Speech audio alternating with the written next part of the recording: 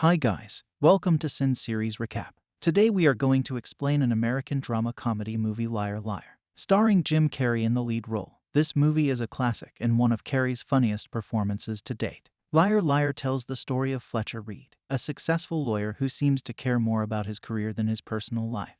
However, things take an unexpected turn when his son Max makes a birthday wish that his dad can't lie for a whole day. Suddenly, Fletcher finds himself unable to tell even the slightest fib, which proves to be disastrous for his career and personal relationships. Before we start, be sure you subscribe my channel and turn on the notifications so you don't miss any videos. Now let's get to it. In one class, a teacher asks her students about their parents' professions. A boy replies that his father is a truck driver. A girl replies that her father is a doctor. However, there is another boy named Max who replies that his father's profession is a liar. Teacher realized he meant lawyer. After that scene, Fletcher Reed's introduction.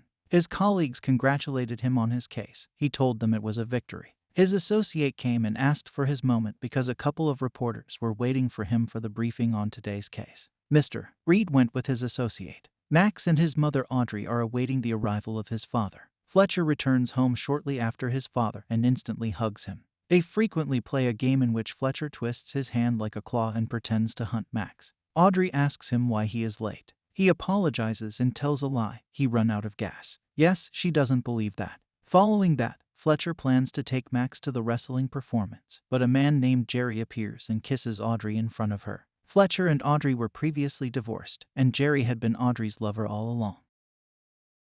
Since Jerry is moving to Boston, Audrey also needs to move with him. That little Max will miss Fletcher, Audrey said. But Fletcher said, I will be here. Audrey said nothing and walks away. He called his son and went. Max, come on. Max asks his father if they're going to the wrestling show. Fletcher first says yes, but he has a history of prioritizing his legal job. His obsessive lying has also helped him establish a thriving defense practice. He then leads Max to his office. One of the receptionists say good morning to Reed. She has done a makeover with her hair. Reed phrase her good and walk away, while he is offering everyone phony praises. Following that, they meet Fletcher's assistant Greta. Max informs Greta the next day is his birthday, but Fletcher completely forget it. Greta informs Max that Fletcher has arranged a gift for Max's birthday tomorrow. As a result, Fletcher is compelled to lie once more and transport Max to another room. Fortunately, Greta has prepared a gift for him because she suspected Fletcher had forgotten his son's birthday. He then meets with his supervisor Miranda. Fletcher give her one of a gift to Miranda. She informs him that she heard about his success at the Today. He is directed to visit her home at night in order to be promoted later in another room. Max is looking at his father with an angry look and says that they will not go to the wrestling show cause he got a 2-bundle load of files to work on.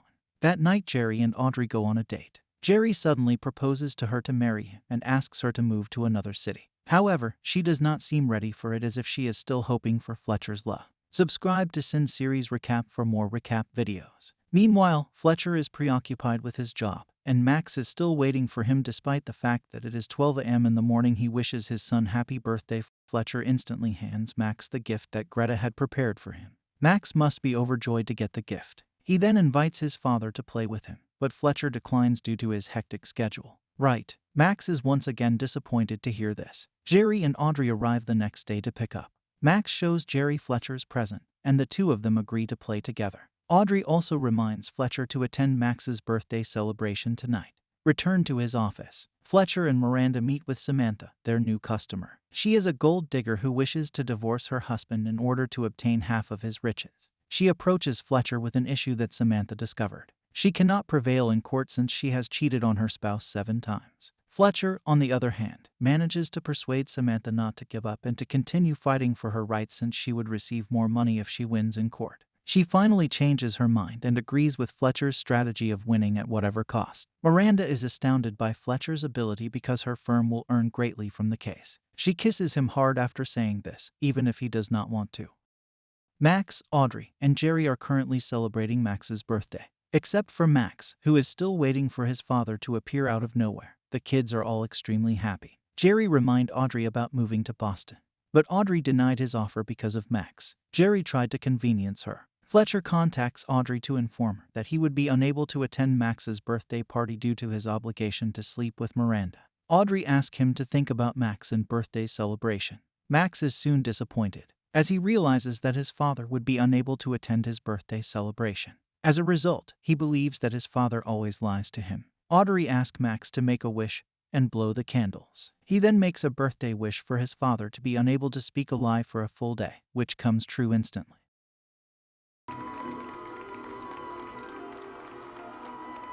Fletcher and Miranda in bed after wild sex. She asks him how was the sex. Fletcher replies, he had better Miranda throw him out. The following morning, he wake up at 6 and keeps saying, I am had better. Something odd is going on within Fletcher. In the lift, he met with a beautiful woman, they both smiles. He was checking out on her boobies, she noticed. Fletcher said, hi new in the building she relayed yes to his question and she moved in at Monty. Everybody likes her. Fletcher replied the truth everybody likes her because of her big boobie and he want to squeeze those boobie. That new girl slaps Fletcher. Fletcher went off from the lift and walk away. I'm sure you love this recap video. Now is the time to hit the subscribe button to Cine series recap and like this video. Now let's get back to the recap. You still don't hit the subscribe button. A homeless man implores him to give him some change while he is on his way to court. Fletcher, on the other hand, admits to being stingy. He then goes inside to the court, where Samantha is already waiting. Samantha's husband, Richard, and his lawyer frighten Fletcher by claiming that Fletcher has no cause to defend in court. He first wanted to lie about the situation, but at this point, he can only speak the truth. He tried everything he could to lie, but he couldn't. The judge enters the courtroom at the same moment. Fletcher begs the judge to postpone the hearing, but the judge declines. The judge asks him what's the problem, but he couldn't say. He mumbles at court and say I can't lie. At break, Fletcher returns to his office, but this time he says something dreadful that breaks everyone's heart. He chooses to put himself to the test in his room by holding a blue pen in his hand and attempting to speak red, but he is unable to do so. He tries to write the color of the pen. He grows irritated and destroys everything in his path. Fletcher write the name and desk and see it was blue. He irritated. Greta then enters his room and tells him that Audrey just called and asked him to transport Max to school. He contacts Audrey right afterward, but she already knows Fletcher has lied, so she does it. He, unfortunately, tells her he has sex with Miranda last night and through his landline. As they arrive, Audrey cheers on Max as he begins to lose faith in his father. He then tells his mother that he requested last night for his father to stop lying, but he isn't sure if his desire would be realized on the other side. Fletcher phones Audrey again, this time to tell her that something unusual is happening to him. As Audrey informs him that she intends to relocate to Boston with Jerry, he determines that Max will accompany them to shelter him from the disappointment brought by Fletcher's failure to keep his commitment because he is frightened of losing Max. He again calls Audrey to tell her something is going on with him. She tells Fletcher that they are moving to Boston with Jerry. He sees Miranda at the lift and his reaction was as he saw a ghost he run to stair room and kicked the door to open. He rushes to Audrey's place as quickly as possible. He is later pulled over for speeding, though. He tells the police officer he violated the rules and he got so many unpaid parking bills. The police take the car into custody. As a result, he seeks Audrey's assistance in paying bills for his automobile. He tells Audrey that he is a bad father. I'm a bad father. He then asks her to give him one more chance to prove that he has changed, which Audrey finds heartbreaking. She informs him that her trip to Boston has been canceled. But if he does not see Max later, she will undoubtedly travel to Boston with Jerry and Max before departing. She further claims that Max wished for his father to stop lying on his birthday. As a result, Fletcher learns that all of this craziness is the result of Max's request from the night before. He then goes to Max's school and requests that Max revoke his desire. He swears Max that he would never lie to him again, but he must lie about his legal profession. He presents a cake and requests that Max grant his desire. Max wishes to unwish. As a test, he go to a woman and say something. That woman slaps hard on Fletcher's face. He appears to be unable to lie and continues to reveal the truth to others. He used to wish from his heart, but this time he can't since he doesn't want his father to lie any longer. I'm sure you hit the subscribe to Cine series recap. Max returns to class after hearing this, while Fletcher is devastated that he has failed his kid. Greta entered Fletcher's room. Eventually, Fletcher must say something hurtful to Greta. As a result, she abandons her belongings. He takes Greta's calls while she packs her belongings. In meantime, his mother calls him. He said he was rejecting her calls because Fletcher don't want to speak to his mom. Fletcher begs Greta not to leave the job, but she went. When he turns around, he saw Miranda. He was frightened and fell down. Miranda asked Fletcher to follow her. She asked him about his former senior lawyer Alan, the director of the Associates, and Fletcher tells the truth about him in a bad manner. Suddenly he is directed to Alan. Fletcher was shocked. Fletcher tell the truth about Alan. Everyone was silent for a moment, but Alan stared to laugh. But Miranda thought he is getting fired by Alan, though Alan runs whole the associate. Fletcher take this as an opportunity and tell the truth about everyone on that conference room in an ugly way. Everyone started to laugh. Fletcher calls Alan a dickhead.